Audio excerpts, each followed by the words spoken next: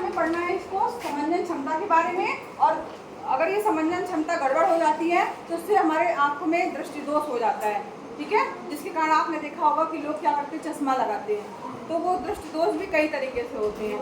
कई बार आपने देखा होगा कि कुछ लोग जो है केवल किताब पढ़ने के लिए चश्मा लगाते हैं, कुछ लोग जो है वो परमानेंट ही चश्मा लगाए रहते हैं, देखा है।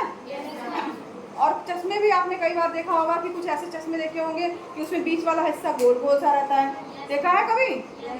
तो यहाँ पर उसी के बारे में हम पढ़ेंगे। समंजन क्षमता की अगर हम बात करें कि समंजन क्षमता है क्या, तो यहाँ पर आपने अभिनेत्रक लेंस देखा, मानव नेत्र की संरचना पढ़ ली, ठीक है, सीधे बैठो बेटा। मानव नेत्र की जब संरचना पढ़ ली तो समंजन क्षमता की अगर हम बात करें तो जो हमारा अभिनेत्र लेंस है, ठीक है, या जिसको हमने क्रिस्टलीय लेंस कहा था, उसकी वह क्षमता जिसके कारण वह अपनी फोकस दूरी को समायोजित कर लेता है, समंजन क्षमता कहलाती है। अब यहाँ पर कैसे पता चलेगा कि समायोजित कर रहा है हमारा आँख कि नहीं, तो सभी बच्चे क्या करें, अपना अंगूठा सामने लेके आए, लाइए, आप केवल अंगूठे की तरफ ध्यान दीजिए। क्या दिखाई दे रहा है आपको, अंगूठा दिखाई दे रहा होगा स्पष्ट, और पीछे वाला हिस्सा क्या दिखाई दे रहा होगा, धुंधला सा दिखाई दे रहा होगा, हो रहा है। अब इसके बाद अब आप बाहर पीछे वाले हिस्से को देखिए, तो आपको पीछे का हिस्सा साफ दिखाई दे रहा होगा और अंगूठा आपका धुंधला दिखाई दे रहा होगा, हो रहा है। तो इसका यहीं से पता चल रहा है कि हमारी आंख जो है वो एडजस्टमेंट कर रही है, किस पर फोकस करना है, तभी वो हमारा अगर जिस चीज़ पे फोकस हो रहा है वो चीज़ हमें स्पष्ट दिखाई दे रही है, मगर पीछे की चीज़ें धुंधली दिखाई दे रही। हो रहा था कि नहीं हो रहा था, हो रहा है ना। अब एक काम करिए, इसी अंगूठे को धीरे धीरे धीरे धीरे पास लेते आइए,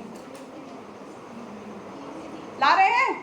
अब आप देख रहे होंगे कि एक निश्चित दूरी के पास जो है वो हमें जो है वो अंगूठा जो है वो स्पष्ट नहीं दिखाई दे रहा है, ठीक है। तो वो एक स्पष्ट जो, हाँ, वो एक निश्चित दूरी तक जो है हमें वो अंगूठा साफ दिखाई देगा, उसके बाद जो है वो नहीं दिखाई देगा। तो यहाँ पर उस बिंदु की भी हम चर्चा करेंगे कि आखिर वो बिंदु क्या है। तो यहाँ पर समंजन क्षमता समझ गए, अभिनेत्रक लेंस की वह क्षमता जिसके कारण वह अपनी फोकस दूरी को समायोजित कर लेता है, क्या कहलाती है, उसकी समंजन क्षमता कहलाती है, ठीक है। समंजन या समंजन क्षमता दोनों चीज आप लिख सकते हैं। तो ये हो गया। अब यहाँ पर देखिए, जो जहाँ तक आपका अंगूठा लाने पर स्पष्ट दिखाई दे रहा है वो हमारी क्या हो गई, स्पष्ट दृष्टि की न्यूनतम दूरी। क्या हो गई, कई बार आप देखेंगे कि किताब एक निश्चित सीमा तक रखने पर ही आप पढ़ पाएंगे, और उससे ज़्यादा और आगे लेते जाएंगे तो आपको दिखाई देना बंद हो जाएगा, मतलब दिखाना दिखेगा मगर धुंधला दिखेगा, स्पष्ट नहीं दिखेगा, आप पढ़ नहीं पाएंगे किताब, ऐसा होता है ना। और नहीं समझ में आ रहा तो अभी तुरंत रख के देखिए, जैसे वो रख के देख रही है कि हाँ ले जा रहे हैं, यहाँ तक दिखाई दे रहा है, फिर उसके बाद पास लाते जाइए, एक निश्चित सीमा के बाद जो है वो आपको स्पष्ट दिखना बंद हो जाएगा। इसे क्या कहा जाता है, स्पष्ट दृष्टि की न्यूनतम दूरी कहा जाता है। क्या कहा जाता है, स्पष्ट दृष्टि की न्यूनतम दूरी कहा जाता है, और ये होती है 25 सेंटीमीटर। कितनी होती है, स्पष्ट दृष्टि की न्यूनतम दूरी कितनी होती है, 25 सेंटीमीटर। स्पष्ट दृष्टि की न्यूनतम दूरी कितनी होती है, 25 सेंटीमीटर। न्यूनतम दूरी याद रखिएगा वर्ड, ठीक है। तो न्यूनतम दूरी कितनी है, 25 सेंटीमीटर, याद हो गया। इसलिए मैंने बार बार रिपीट कराया क्योंकि ये भी ऑब्जेक्टिव टाइप के क्वेश्चन में जरूर से जरूर पूछा जाता है, इंपॉर्टेंट क्वेश्चन है, ठीक। अब यहाँ पर ये बात हो गई। अब अगर हम बात करते हैं कि हम कितनी दूर तक देख सकते हैं साहब, तो यहाँ पर देखिए, अगर हम देखेंगे तो हम बहुत दूर तक देख सकते हैं। इसका मतलब क्या हुआ, अनंत। हमारा दूर बिंदु क्या है, अनंत पर स्थित है। दूर बिंदु कहाँ पर स्थित है, अनंत। तो ये जब वह दूरतम बिंदु, दूर का बिंदु, जब कोई नेत्र जो है वस्तु को स्पष्ट रूप से देख सकता है वो उसका दूर बिंदु या फार पॉइंट कहलाता है, और ये क्या होता है, अनंत होता है, ठीक है। अगर कोई किसी व्यक्ति की आंख सही है तो स्पष्ट दृष्टि की न्यूनतम दूरी 25 सेंटीमीटर होगी, और दूर बिंदु जो अगर कहा जाए तो वो कहाँ होगा, अनंत पर होगा, ठीक है। कभी कभी क्या होता है कि कुछ आयु के व्यक्तियों के नेत्र का क्रिस्टलीय लेंस जो है वो धुंधला हो जाता है और धुंधला हो जाता है। एक एज के बाद आपने देखा होगा जनरली कि ये प्रॉब्लम आती है कि यहाँ पर जो है कई लोगों को सुना होगा कि उनको मोतिया बिंदु हो गया है। उसमें क्या होता है, जो आपका आँख का लेंस है वो क्या हो जाता है, थोड़ा सा धुंधला हो जाता है या धुंधला हो जाता है, जिसके कारण हम अच्छे से देख नहीं पाते हैं। तो उसको, उस स्थिति को मोतिया बिंदु कहा जाता है, और इसके लिए इसके कारण क्या होता है, जो हमारी दृष्टि है उसमें कमी हो जाएगी, या पूर्ण रूप से दृष्टि जो है तो कई बार ऐसा होता है कि पूरा दिखना भी बंद हो सकता है, मगर इसको जो है हम वापस ला सकते हैं। इसके लिए आपने देखा होगा लोग मोतिया बिंदु का ऑपरेशन करवाते हैं। तो सुना है? तो तब ये प्रॉब्लम दूर हो जाती है। अब हम बात करते हैं कि जो हमारी आँख अगर मान लीजिए सही नहीं है, मतलब हमारा दूर बिंदु और निकट बिंदु अलग अलग हो गया है, चेंज हो गया है, या हमें स्पष्ट नहीं दिखाई दे रहा है, तो इसका मतलब है कि हमारी आंखों में कोई ना कोई दोष उत्पन्न हो गया है। अब वो दोष कई तरीके का होता है। पहला दोष जो है वो है आपका क्या है? दृष्टि दोष होता है। कभी कभी नेत्र जो है धीरे धीरे उसकी, अब ऐसा होता है क्यों है? क्योंकि हमारी सामंजन क्षमता जो है वो अच्छी नहीं है, खो दी है और चेंज हो गई है। ऐसी स्थिति में व्यक्ति को वस्तुओं को आराम से स्पष्ट रूप से वह नहीं देख पाएगा और उसमें कोई ना कोई दोष उत्पन्न हो जाएगा। तो दोष जो है वो आँख के, उसको 3 तरीके में या 3 भागों में बांटा गया है। पहला निकट दृष्टि दोष, ठीक है, दूसरा दूर दृष्टि दोष, ठीक है, और तीसरा है जरा दृष्टि दोष। अब बात करते हैं पहला जो हमारा दोष है वो क्या है? हमारा निकट दृष्टि दोष। निकट दृष्टि दोष देख रहे हैं आप?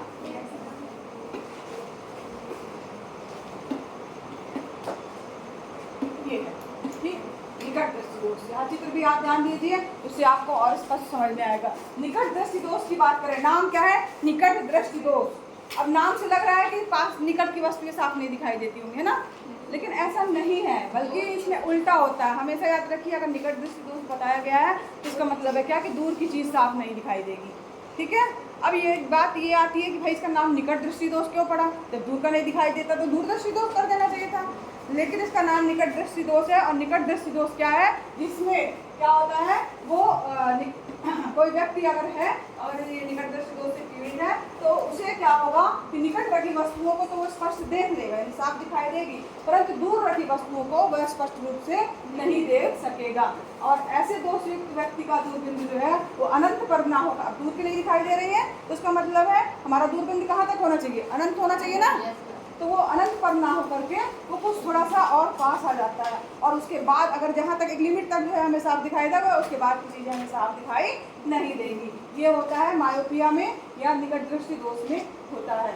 तो यहाँ पर इसमें वास्तव में होता क्या है कि निकट दृष्टि दोष युक्त जो नेत्र है उसमें किसी दूर रखी वस्तु का प्रतिबिंब जो है वो रेटिना पर ना बन करके उसके पहले ही बन जाता है, निकट ही बन जाता है। रेटिना पे ना बन करके उसके पहले बन जाता है, निकट बन जाता है, इसलिए इसका नाम निकट दृष्टि दोष कहा गया है। रेटिना पे बनना चाहिए प्रतिबिंब। अब जैसे मान लो किसी को मायोपिया है या निकट दृष्टि दोष है, तो उसका मान लीजिए ये कोई वस्तु है, ठीक है, उसका प्रतिबिंब मान लो यहाँ तक उसका जो है रेटिना पे बन रहा है, लेकिन यहाँ तक उसको स्पष्ट देख सकता है, मगर इससे थोड़ी सी भी दूर कोई वस्तु रखी है, ठीक है, अगर मान लो यहाँ तक स्पष्ट देख पा रहा है, मगर यहाँ पे अगर कोई वस्तु रखी हुई है तो इसकी दूरी उसकी फिक्स है, यहाँ तक उसे साफ दिखाई देगा, समझ में आ रहा है? इसकी दूरी फिक्स है, यहाँ तक साफ दिखाई देगा।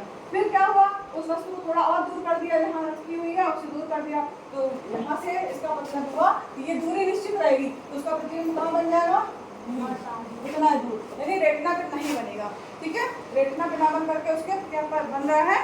पहले बन जा रहा है ना, निकट बन जा रहा है, तो इसलिए इसको निकट दृष्टि दोष कहा गया। और यहाँ पर जो है रेटिना के पहले जो है उसका प्रतिबिंब बन जाता है। क्यों? क्योंकि उसकी यहाँ से यहाँ तक की दूरी तो निश्चित है। अब इसको अगर यहाँ दिखा देगा तो ये भी तो यहाँ पे शक्ति आ गया, ना, ये यहाँ पे आगे शक्ति आ गया, तो इसमें जो है ये इसका निकट दृष्टि दोष बोलेंगे, उसका प्रतिबिंब जो है उसको साफ नहीं दिखाई देगा क्योंकि वो रेटिना के पहले ही बन जा रहा है। अब इसको दूर कैसे कर सकते हैं? तो यहाँ निकट दृष्टि दोष को दूर करने के लिए हम उसमें उतनी ही उसकी जो पॉइंट है, मतलब उसको जितना नंबर है या उतनी ही फोकस दूरी एडजस्ट करने के लिए जो है हमें एक कौन सा लेंस चाहिए? अवतल लेंस, ठीक है। तो यहाँ पर एक अवतल लेंस का प्रयोग करेंगे। ऐसा करने से क्या होगा कि जो ये बाहर वाली किरणें हैं वो जो है वो इस पर आकर के और इसको एडजस्ट कर देंगे, और हमें वो जो यहाँ पर बिंदु है वो यहीं पर प्रतीत होने लगेगा। जो दूर बिंदु यहाँ था ना, यहाँ पर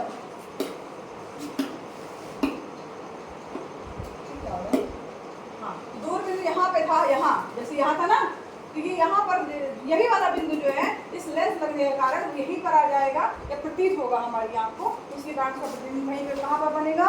रेटिना पर बन जाएगा। तो ये जो है इस प्रकार से हम निकट दृष्टि दोष को दूर करने के लिए किस लेंस का प्रयोग करेंगे? लेंस का प्रयोग करेंगे। अब यहाँ पर ऐसा होता क्यों भाई, क्या कारण है ऐसा होने का? तो यहाँ पर देखिए दिया हुआ है,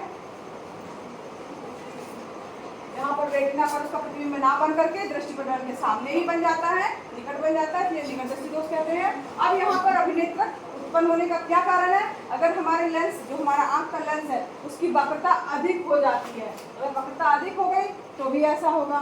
नेत्र गोलक का लंबा हो जाना, ठीक है, अगर वो नेत्र, जो हमारा नेत्र का गोलक है, वो अगर लंबा है तब भी ऐसा होगा।